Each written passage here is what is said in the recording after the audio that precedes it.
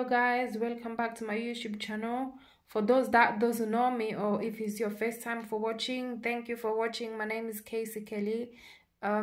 Merci pour n'abonner sur obola nanga poko alelo donc pour n'aba oba ibite obieza mbali boso n'abonner pour n'otala comme langiza Kelly Joyce. Donc eluwa lelo to laksabnende ni to sala mipanzi ya kolamba ona laksabne bilo ona nangoposa na poko alelo. So ozana tomate ya elinza ya mbuma okoki kosala tomate ya mbuma me pona ngale ona osala tomate elinzanza tolandi biso nyonso elongo. Merci. Stay tuned and watch. Thank you. Mipanzi nanga yango na nzungu. Mipanzi ya lelo to ochango mafuta te. Po eza na mafuta ebele donc na lingi ezala pene na mafuta ebele te. Lamba onka na mafuta nango. Bilo na wana sina kati yango wana donc na ocha bilo na ngambala mona mipanzi ekobela together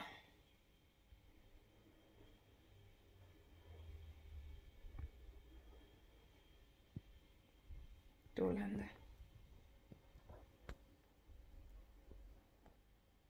na ochape mai te na ochaka bilo na ngam mipanzi bimsa mai na ngomuke ezotoka deja na ocha mai te na ozela ebimsa mwa mai na ngo oyango mo na kati comme ça donc faut balusa ngo poso te ozika ndenge bomona na che mai te yango moko ebimsi mai na ngo moko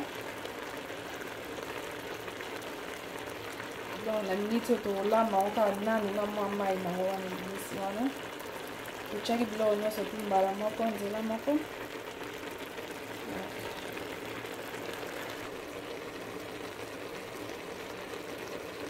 tozo balusa kaka mano balusa kaka mipanzi na to ezika te ezotoka kana mai na ezaka na mai na ngo na kati donc na che tomate te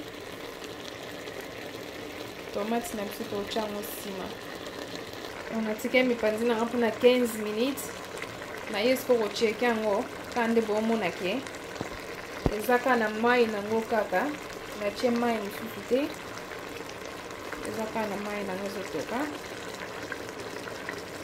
nani pe na che tomate te donc ozela mwa mai esala maoka mandanga to tika mipanzi na biso etoka lisusu mpona 10 minutes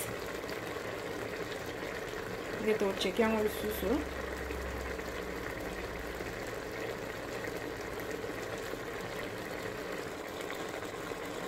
minutes nange koki siko na ocha mwa tomate na kati tomate pe ezala ebele te mpona lingi eyokana mpenza te ekolo eza ya linzanza ocha tomate na biso